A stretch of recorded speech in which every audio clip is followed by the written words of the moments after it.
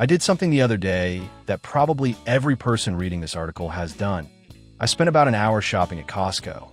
But instead of my normal Costco routine, running from aisle to aisle crossing things off my shopping list in order to get out as quickly as possible, I spent my time looking, thinking, and talking to folks.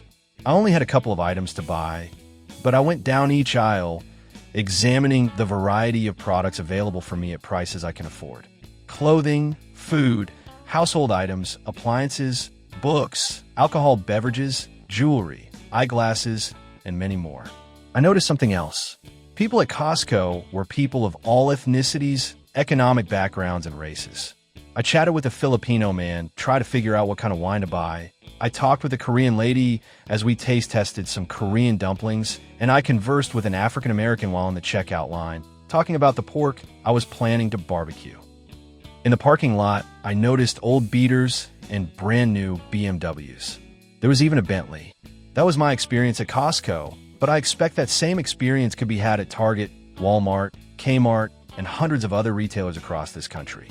Everyday Americans of all ethnicities, economic backgrounds, and races go about their business, buying those things they need to feed, clothe, and make their families comfortable. Why am I telling you this story? Because as I was strolling through Costco, appreciating the wonder of the choices I have, and the choices hundreds of other Costco shoppers were having that morning, I never once thought about the fact that Jim Sinegal, the founder of Costco, is worth about $2.3 billion. I never once thought that Jim should drop his prices and give that $2.3 billion back to me and other Costco customers. I never once thought my decision to buy pork rather than filet mignon for my barbecue was the fault of Jim, because right now that filet mignon is a stretch to my budget. And now that I'm thinking about Jim, I can say this. Thank you, Jim, and enjoy your billions. Because of you, I have a Costco to shop at, where the prices are good, the selection is great, and the quality is superior. Without you, Jim, there might not be a Costco in my neighborhood. By the way, if you took Jim's $2.3 billion and split it equally amongst all Americans, we would all get about $6.36. I save more than that each time I shop at Costco. Of course, the reason Jim was able to create Costco was because of our political economic system. A system historically based on free enterprise and individuals using their own initiative and creativity in their own self-interests. Of course, in his own self-interest, Jim also created something that was in my self-interest, a place to shop with prices I can afford and a selection of merchandise that I am interested in purchasing. I do not normally like to quote others in my articles, but here I must stop and quote the somewhat forgotten economist Milton Friedman.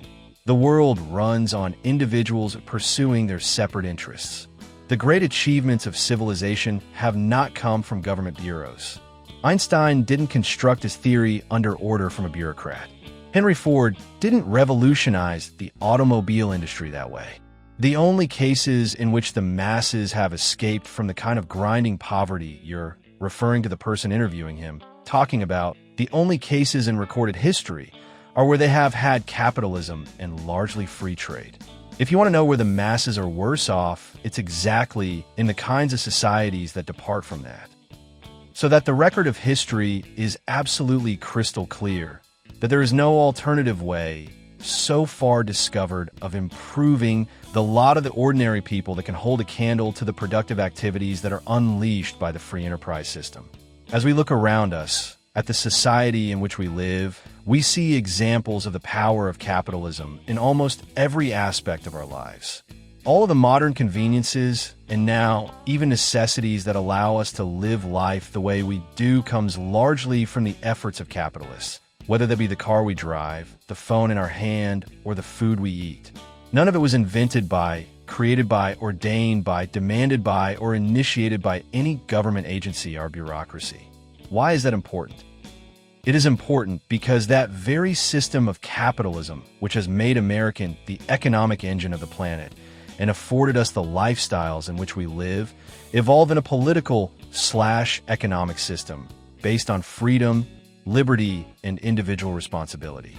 And today, that political/economic system is at risk from a movement that is limiting freedom of speech, increasing the call for ever more government control and interference in our lives and our livelihood, and somehow painting the picture of the Jim Senegals of the world as some sort of bandits and evildoers. In Aesop's fables, there is the story of the goose that lays the golden eggs. We in the United States are very lucky to have a goose that lays golden eggs. It is the American political/economic system. There are forces at work in this country trying to kill the goose. If they succeed, there will be no more golden eggs.